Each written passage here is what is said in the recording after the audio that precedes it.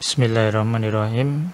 Assalamualaikum warahmatullahi wabarakatuh. Salam sejahtera untuk kita semua. Selamat siang. Sebelum kita mulai perkuliahan kimia analitik pada kali ini, mari kita berdoa. Semoga kalian diberikan kemudahan dalam menyerap semua materi pada kali ini. Berdoa menurut agama dan kepercayaan masing-masing dipersilahkan.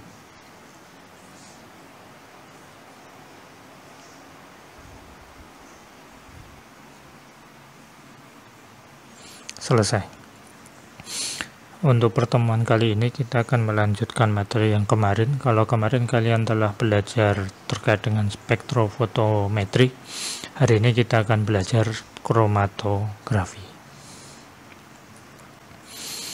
Jadi kromatografi itu intinya adalah teknik pemisahan, ya. Jadi separation method. Teknik pemisahan dari apa? Teknik pemisahan dari campuran didasarkan atas perbedaan distribusi dari komponen campuran tersebut. Jadi ketika kita bicara kromatografi ada dua fase. Yang pertama adalah fase diam, kita sering menyebut stasioner, dan juga fase bergerak atau mobile phase. Jadi cara mengingatnya, kalian punya handphone ya, handphone itu mobile, jadi handphone itu bisa kita bawa kemana-mana, dia lebih leluasa, fleksibel untuk bergerak. Jadi fase bergerak itu adalah mobile phase. Itu cara untuk memahaminya. Ini adalah sebagai contoh. Kita punya sampel, misalkan adalah ekstrak tanaman, kemudian yang kita gunakan adalah petroleum ether. Nah, petroleum ether inilah yang kita sebut sebagai mobile phase atau fase bergerak. Kenapa ini disebut dengan fase bergerak? Karena ketika nanti kita masukkan ke dalam glass tube atau tabung kaca semacam ini, dia nanti akan bergerak ke bawah, ya, bergerak ke bawah. Sementara itu fase diamnya atau dia yang tidak bergerak itu kita sebut, atau dalam contoh ini sebagai contoh adalah kalsium karbonat, ya. Kalsium karbonat kita sebut sebagai fase diam atau stationary phase.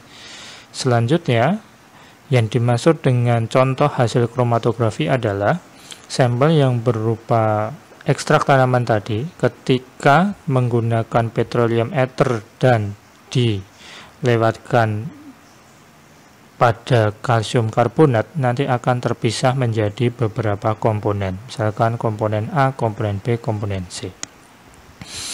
Hal inilah kita sebut sebagai kromatografi, ya. Prinsip dari kromatografi adalah seperti tadi, teknik pemisahan melibatkan fase bergerak dan fase diam. Yang perlu kalian perhatikan dalam kromatografi ada berbagai macam istilah, ya. Analisanya kita sebut sebagai kromatografi, alatnya kromatograf, hasilnya itu nanti adalah kromatogram, biasanya dalam bentuk gambar atau diagram atau grafik. Sementara orang yang mengoperasikan alat kromatografi kita sebut sebagai chromatografer.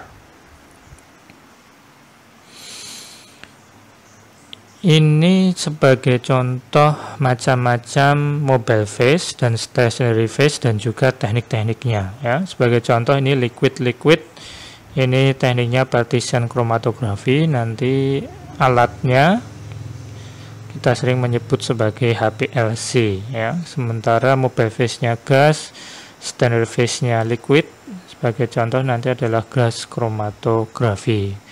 Kemudian kalau mobile phase-nya cairan, kemudian stationary phase-nya adalah thin layer of silica, jadi lapis tipis silika, nanti kita sebut sebagai TLC atau thin layer chromatography, yang hari ini nanti akan kita pelajari lebih detail. Kemudian kalau mobile phase-nya itu cairan, sementara stationary phase-nya atau fase diamnya adalah kertas, kita sebut nanti adalah kromatografi kertas. Jenis-jenis kromatografi yang seperti sudah saya sampaikan di slide sebelumnya. Nanti hari ini kita akan belajar kromatografi kertas, TLC atau kromatografi lapis tipis ya. Ini bukan merek alat elektronik, bukan merek TV ya, tapi kromatografi lapis tipis atau thin layer kromatografi. Kemudian GC itu kromatografi gas, dan nanti terakhir adalah HPLC atau HPLC, kromatografi cairan. Kita akan lihat satu persatu dulu. Yang paling sederhana ya, yaitu kromatografi kertas, di mana fase diamnya berupa padatan. Sebagai contoh kertas serap atau kertas saring. Nah, kertas saring ini bisa menggunakan kertas saring Whatman gitu ya,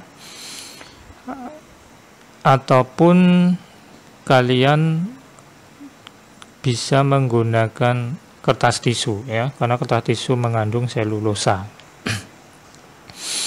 Kemudian fase geraknya untuk kromatografi kertas itu adalah pelarut atau campuran pelarut yang sesuai ya, bisa alkohol, bisa air atau aqueous, disesuaikan dengan sampel yang akan kita uji. Ketika kita bicara kromatografi kertas, nanti ada istilah RF ya, atau retention factor. Apa itu retention factor? Jarak relatif pada pelarut ya, di mana rumusnya adalah jarak yang ditempuh oleh senyawa, jadi jarak yang ditempuh oleh sampel kita ya, kemudian dibagi jarak yang ditempuh oleh pelarut ya.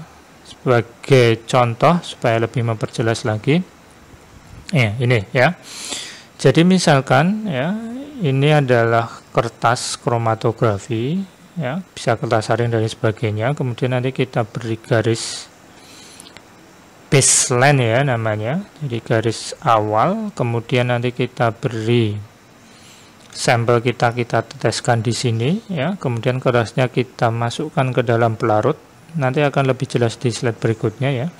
Kemudian nanti akan ada pergerakan sampel kita ya, nanti akan bergerak ke atas ya. Jarak antara garis awal ya sampai nanti berakhirnya senyawa kita berjalan, nanti itu adalah D1 ya. Kemudian jarak pelarut dari garis awal sampai nanti terakhir nanti kita sebut sebagai D2, sehingga retention factor itu adalah D1 dibagi dengan D2. Diingat baik-baik ya, nanti kalau keluar ujian supaya bisa mengerjakan. Nah, ini sebagai contoh ya, misalkan RF senyawa A ya, kemudian ini RF senyawa B, misalkan jarak dari awal sampai terakhir sampel A4 gitu ya, kemudian pelarutnya 10, jadi retention factornya adalah 4/10 sama dengan 0,4.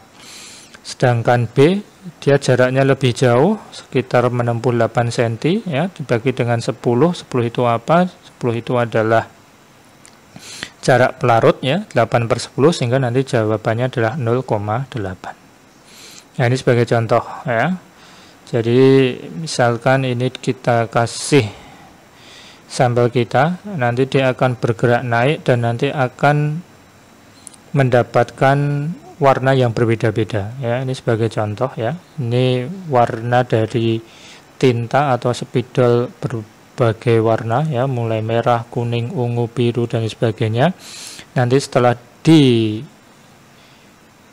dengan kromatografi kertas, kalian bisa melihat ya, warnanya akan berbeda-beda ya. Artinya berarti misalkan merah itu komponennya berupa merah, kemudian pink dan lain sebagainya, sehingga nanti kita akan bisa mengukur berapa retention factor dari masing-masing senyawa sampel kita yang kita uji dengan kromatografi kertas.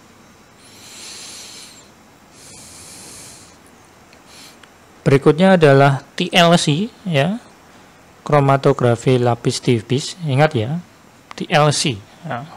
bukan merek TV tadi. Kalau merek TV itu TCL, jangan sampai keliru ya. Nanti kalau pas ujian kalian menjawab TCL itu salah ya. Yang betul adalah TLC atau thin layer chromatography atau kromatografi lapis tipis.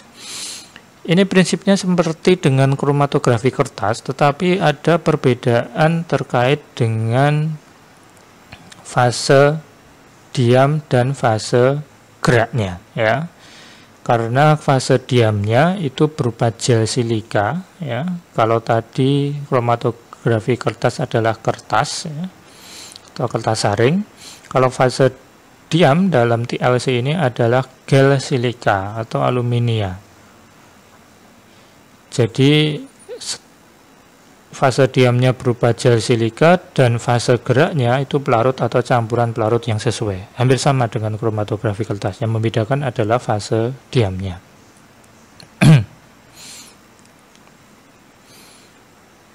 Semacam ini ya sebagai contoh plat TLC,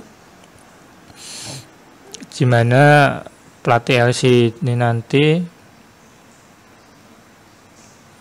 perhitungannya mirip dengan kromatografi kertas, jadi dia menggunakan retention factor ya. Sebagai contoh ini sampel ya, kemudian kita TLC nanti akan terpisah-pisah ya.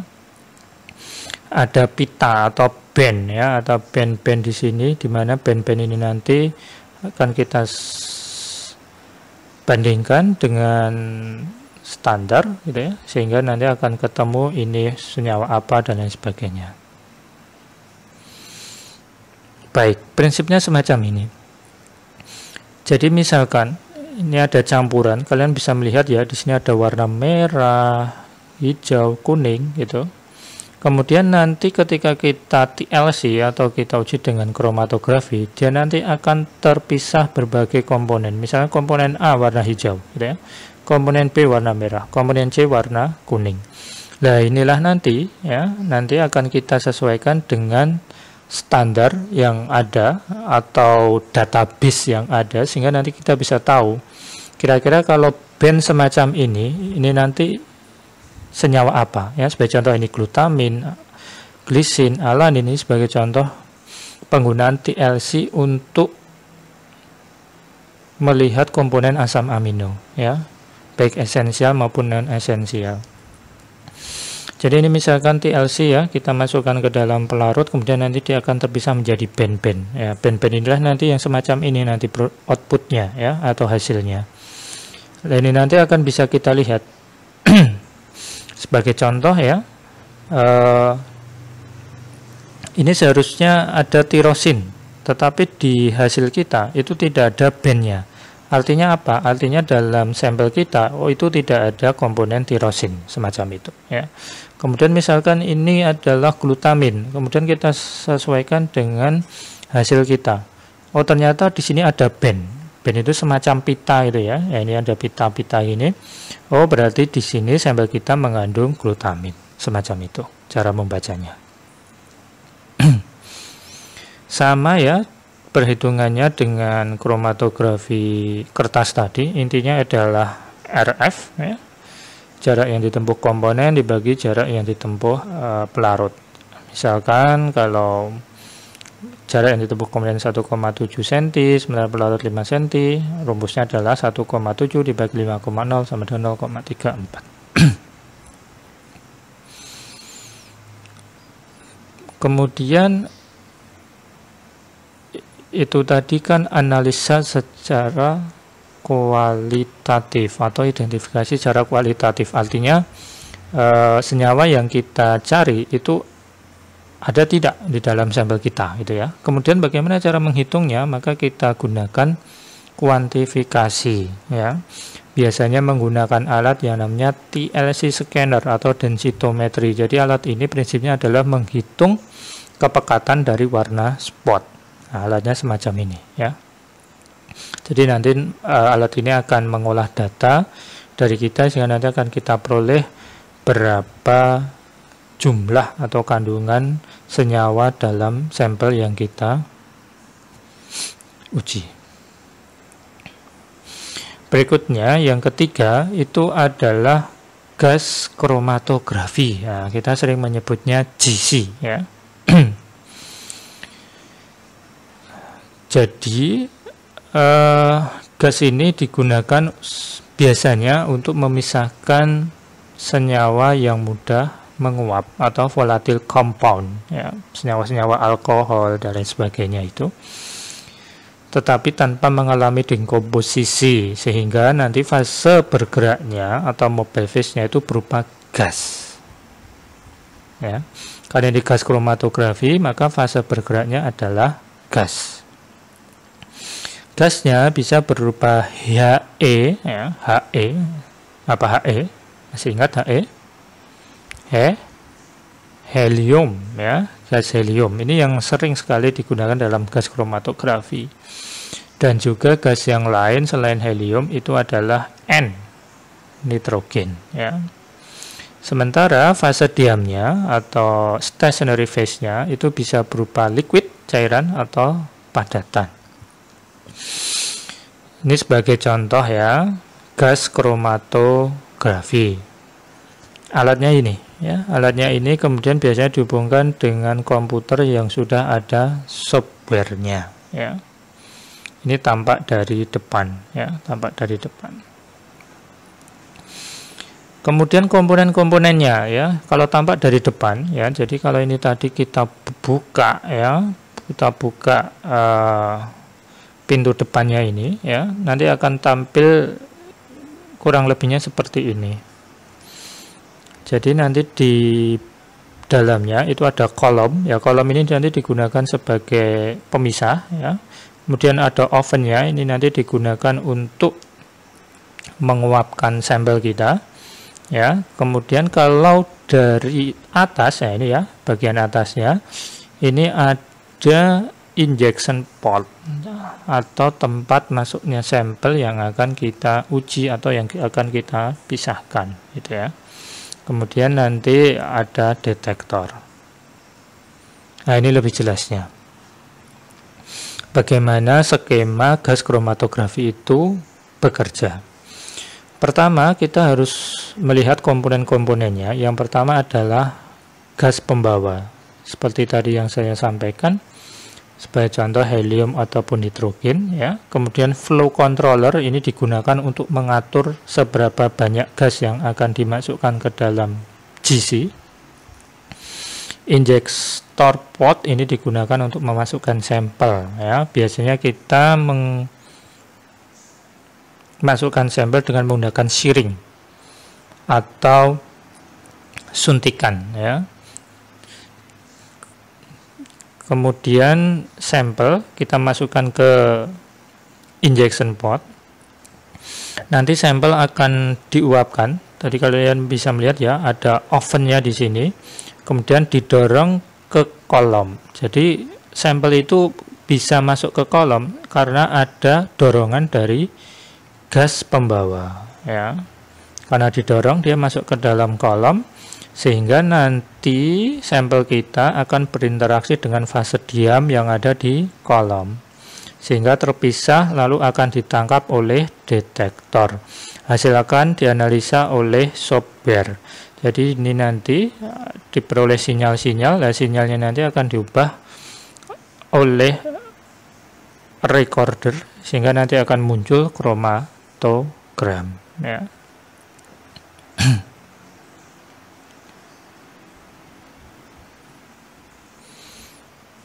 Ini sebagai contoh bagaimana cara mengidentifikasinya ya. Mengidentifikasinya dengan cara membandingkan dengan standar ya. Membandingkan dengan standar. Ini misalkan contoh adalah gas standar atau kromatogram standar. Jadi ini misalkan di sini kalian bisa melihat ya. Di bawah ini kita sebut sebagai retention time. Jadi waktu yang diperlukan oleh sampel ya melintasi sebuah kolom. Jadi semakin lama retention time-nya, artinya sampel itu tadi semakin lama tertahan di dalam kolom ya. Jadi kalian bisa bayangkan ya, kalian kalau mengayak sebuah tepung gitu ya, yang kecil pastikan akan lebih cepat turun ke bawah, sementara yang besar itu kan lebih lama atau bahkan nanti tertahan gitu ya. Maka dari itu cara mengidentifikasi gas kromatografi itu adalah kita bandingkan dengan standarnya. Sebagai contoh hidrogen ini retention time-nya kurang lebih 2 menit gitu. Nanti akan kita bandingkan apakah dalam kromatogram yang kita peroleh di retention time 2 menit ada peak atau tidak. Ini kita sebut sebagai peak ya, puncak. Kalau ada, berarti kita bisa memastikan bahwa sampel kita mengandung hidrogen gitu ya. Tetapi kalau misalkan di sekitar retention time 2 menit ini tidak ada peak sama sekali gitu ya, itu berarti senyawa kita tidak ada senyawa hidrogen gitu ya. Nah, ini sebagai contoh senyawa kita misalkan ya, senyawa kita. Jadi identifikasi ini nanti harus kita sesuaikan dengan standar atau database yang ada ya. Setelah nanti kita bandingkan, nanti akan kita peroleh ya, ini senyawa apa dan lain sebagainya. Kalian tidak usah khawatir, biasanya kalau menggunakan gas kromatografi, di situ sudah ada softwarenya, nanti kita tinggal klik, nanti sudah ketemu ini senyawa apa dan apa gitu ya. Jadi kalian bisa melihat ya, di sini ada peak ya, ada yang tinggi, ada yang rendah dan lain sebagainya ya. Setelah nanti kita bisa melihat atau mengidentifikasi senyawa apa saja yang ada dalam sampel kita hasil dari gas kromatografi. Ini tadi ya, dibandingkan dengan standar, kemudian kondisi kromatografi harus sama dengan sampel, dan diidentifikasi berdasarkan waktu retensi. Jadi mengidentifikasinya dengan retention time. Apa itu retention time? Itu tadi sudah saya sampaikan, waktu yang diperlukan sampel untuk melintasi kolom. Terakhir ya, itu adalah HPLC. Hanya itu high, tinggi ya, P-nya itu performance ya, performa ya, kinerja gitu. L-nya liquid atau cairan, C-nya kromatografi ya. Atau dalam bahasa Indonesia diterjemahkan kromatografi cairan kinerja tinggi ya. HPLC atau HPLC. High Performance Liquid Chromatography. Alatnya semacam ini ya. Jadi ini alat HPLC-nya. Kemudian di sampingnya adalah ya. Susunan alatnya mirip dengan gas kromatografi, tetapi kalau HPLC dia bukan gas ya fase bergeraknya, tetapi adalah cairan ya. Sehingga cairan kita tampung ke dalam reservoir gitu ya. Kemudian nanti cairan nanti akan dipompa ya. Kemudian akan dimasukkan ke dalam kolom. Sementara ini sampel kita masukkan ke dalam HPLC, cairan nanti akan mendorong sampel kita menuju kolom. Dan di kolom inilah nanti akan terpisah, sehingga nanti akan ditangkap oleh detektor dan nanti diubah menjadi kromatogram. Ini ya contoh kolom HPLC ya. Jadi ini berbagai macam kolom dan harus kita sesuaikan dengan tujuan kita dan jenis sampel kita ya. Baik, kemudian jenis HPLC ya. Jenis HPLC itu ada 4. Pertama kita akan melihat normal phase HPLC atau HPLC fase normal. Ini berkebalikan dengan HPLC reverse phase ya, atau HPLC terbalik itu ya. Yang membedakan adalah jadi HPLC normal phase maupun HPLC reverse phase itu prinsipnya pemisahannya menggunakan polaritas ya. Saya kira kalian sudah memahami ya, dalam kimia ada senyawa polar dan ada senyawa non polar gitu ya. untuk fase normal atau normal phase HPLC, ya, fase diamnya bersifat polar, fase geraknya bersifat non-polar. Itu harus kalian pahami, ya, harus kalian perhatikan. Inilah nanti akan membedakan dengan fase reverse phase HPLC, ya. Jadi fase diamnya bersifat polar. Jadi kolomnya, ya, kolomnya itu nanti isinya bersifat polar, sementara fase geraknya non polar, ya. Nah, inilah nanti akan menjadi prinsip HPLC fase normal ini. Jadi komponen yang bersifat lebih polar, jadi nanti dia akan tertahan, ya. Kenapa tertahan? Karena fase diamnya polar. Jadi polar dengan polar, ya, dia nanti akan saling terikat, gitu ya. Sehingga nanti senyawa yang bersifat polar nanti akan membutuhkan waktu lebih lama untuk melewati kolom. Jadi nanti ketika kita lihat kromatografnya, gitu ya, retention time-nya pasti akan lebih panjang atau akan lebih lama, ya, karena dia akan terikat kuat dalam kolom yang bersifat polar, ya. Jadi nanti fase diamnya itu berupa silika, ya. Sementara fase geraknya merupakan senyawa non-polar, ya. Biasanya heksana atau heptana.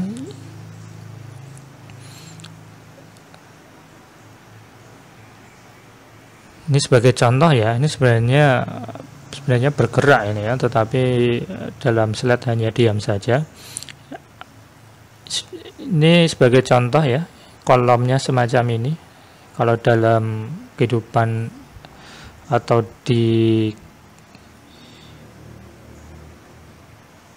HPLC normal phase biasanya menggunakan kolom semacam ini. Jadi di kolom ini, ya, bersifat polar. Kemudian nanti kalau senyawanya berupa non-polar dan polar, yang polar nanti dia akan terikat di sini, ya. Sedangkan non-polar dia nanti akan terus, ya, atau lurus atau tanpa terhalang oleh fase diam yang berupa polar, ya. Itulah prinsip dari normal phase. Sementara itu yang fase terbalik, ya, atau reverse phase itu kebalikannya, fase diamnya bersifat non-polar, sedangkan fase geraknya bersifat polar, ya. Sama, jadi karena fase diamnya itu non-polar, ya, maka yang non-polar dia nanti akan lebih lama dibandingkan yang polar. Jadi fase diamnya berupa hidrokarbon alkil nonpolar C8 atau C18, ya. Jadi kalian nanti kalau belajar kromatografi biasanya kolom C18, nah itu maksudnya adalah kolom yang digunakan dalam reverse phase HPLC, ya. Sedangkan fase gerak itu bisa berupa air. Nah, ini sebagai contoh, ya, ini kolomnya, kemudian ini seperti tadi, ya, ini bisa bergerak tetapi dalam slide maaf tidak bisa bergerak, ya. Intinya adalah berkebalikan dari normal phase tadi. Berikutnya adalah HPLC eksklusi ukuran atau size exclusion HPLC. Jadi kalau tadi polar dan non-polar ini berbeda. Jadi HPLC yang ketiga ini berdasarkan perbedaan ukuran molekul masing-masing komponen sampel, ya. Ini mirip dengan kita menyaring tadi, menyaring tepung atau menyaring pasir yang ada kerikilnya dan sebagainya, tetapi dengan bertingkat, ya. Jadi penyaringannya secara bertingkat. Jadi prinsipnya nanti ukuran molekul yang lebih kecil nanti akan terserap masuk, ya, ke dalam packing, pori-pori packing. Jadi kalau kita menyaring tepung atau menyaring pasir, ya, itu kan yang kecil dia akan lolos duluan. Ini kebalikannya.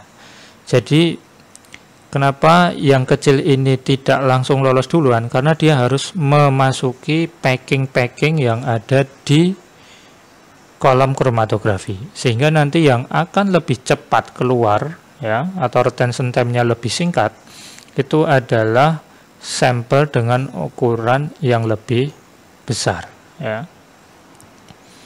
Ini sebagai contoh, ya, ini sebagai sebenarnya bergerak juga. Ini misalkan yang merah ini molekul yang lebih besar, kuning ini lebih kecil. Jadi yang kecil ini nanti, ini kalian bisa melihat, ya, ini adalah kolom, kemudian kayak ada pori-pori packingnya. Jadi yang besar nanti dia akan lolos langsung, ya, akan lolos langsung keluar lebih dulu. Sedangkan yang kecil ini berbeda, dia nanti harus melewati kolom pertama, ya, kemudian kolom kedua, kolom ketiga, kolom keempat, dan kolom kelima, sehingga nanti retention time-nya itu lebih lama dari molekul yang lebih besar. Ini, ya, sebagai contoh jenis kolomnya. Kemudian yang terakhir itu adalah HPLC pertukaran ion.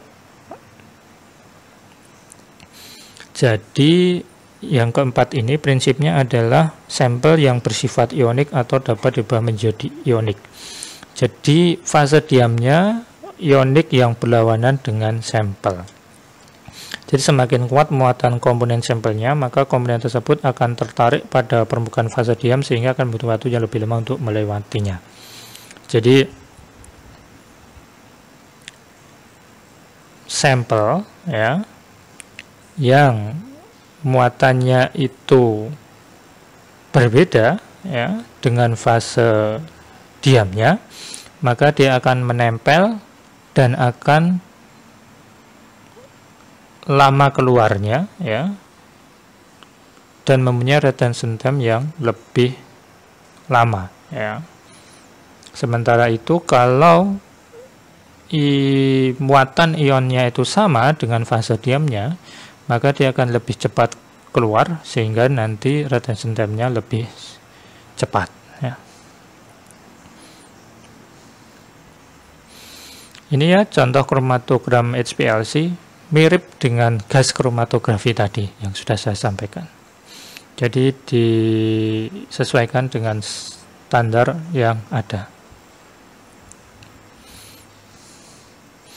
tadi, ya. Jadi sama dengan gas kromatografi berdasarkan waktu retensi atau volume retensi suatu senyawa. Baik, ini topik terakhir untuk pertemuan kali ini, di mana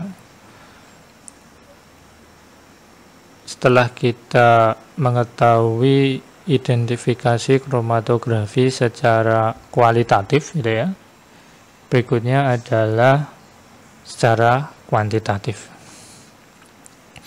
Yang pertama itu menggunakan metode pengukuran tinggi puncak. Ini kita menggunakan prinsip segitiga, ya. Jadi tinggi puncak suatu kromatogram, tadi kalian bisa melihat, ya, semacam ada peak. Nah, peaknya itu kan berbentuk segitiga, ya.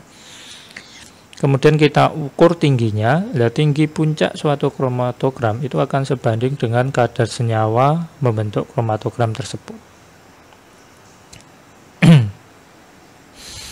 Jadi cara mengukur tingginya itu kita ambil titik tengah dari alas, ya, kemudian nanti kita ukur berapa tingginya.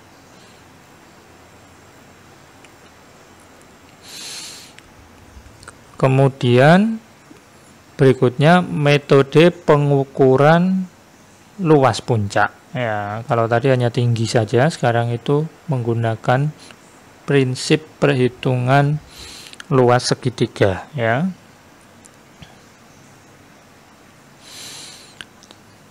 Kalian masih ingat, ya, bahwa rumus segitiga kan setengah alas kali tinggi, ya, sehingga nanti luas puncak kromatogram setengah alas dikali tinggi. Tetapi memang hasilnya nanti akan lebih baik jika kromatogramnya berbentuk lancip. Jadi alasnya kita ketahui secara pasti dan tingginya secara pasti. Bisa menggunakan setengah alas kali tinggi atau tinggi kali lebar pada setengah puncak. Nah ini ya. Ini tadi yang pertama hanya mengukur tinggi saja, kemudian ini alas dikali tinggi.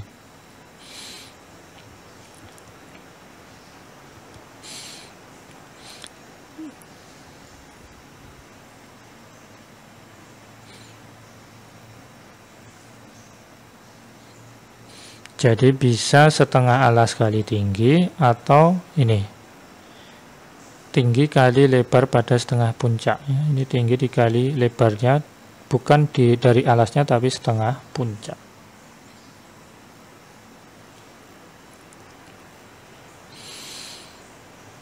Kemudian analisa kuantitatif berikutnya itu adalah metode gunting dan timbang.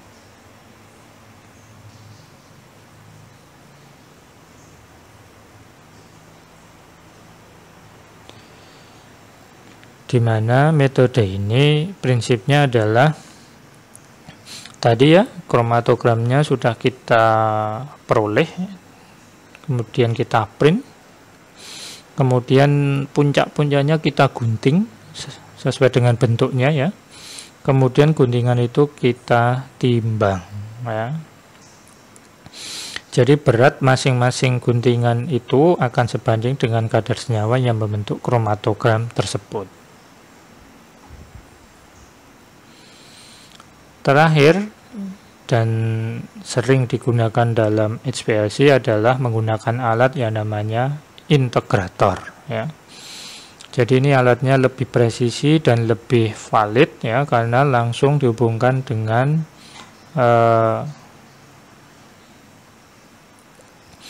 alat kromatografinya ya, sehingga nanti kita akan mendapatkan luas kromatogram berdasarkan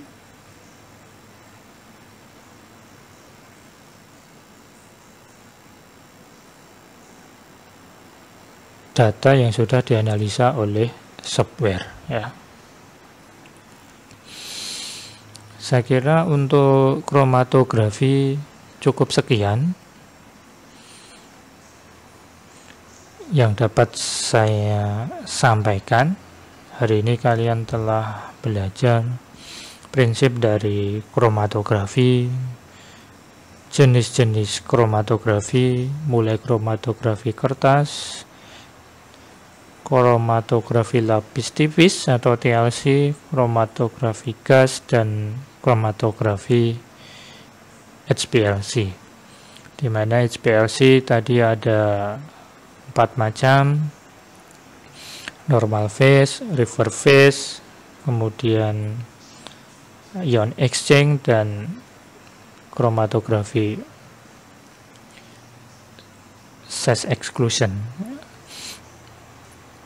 Semoga materi kromatografi ini bermanfaat bagi kalian. Sebelum kita akhiri, mari kita tutup dengan berdoa. Berdoa menurut agama dan kepercayaan masing-masing, dipersilahkan.